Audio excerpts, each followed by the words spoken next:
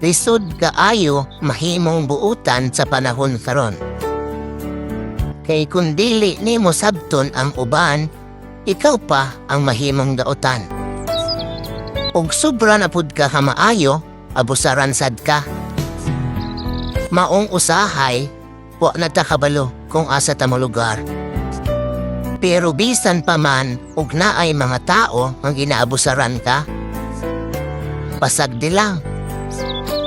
Kay moabot ra gyapon ang panahon na kanang imong pagkamaayo sa ubang tao, bayluan ra naggrasya sa Ginoo.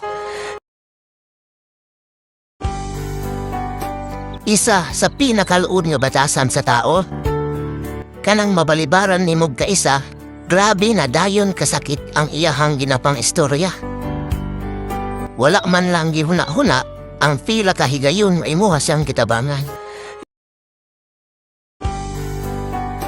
Kabantay ka, kung mapalit ta sa mga tindahan o mga butika, unya, dili kaayo disinti ang imuhang pamorma, bisan pag ikaw ang nakauna, mas unahon pa nilag entertain tung isa ka customer na tan-aw nila mas disinti ug mas kwartahan kaysa sa imuha.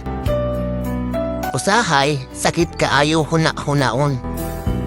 Na ang pagtagad sa tao, magdepende ra sa imuhang kahimtang ug sa imuhang pamorma.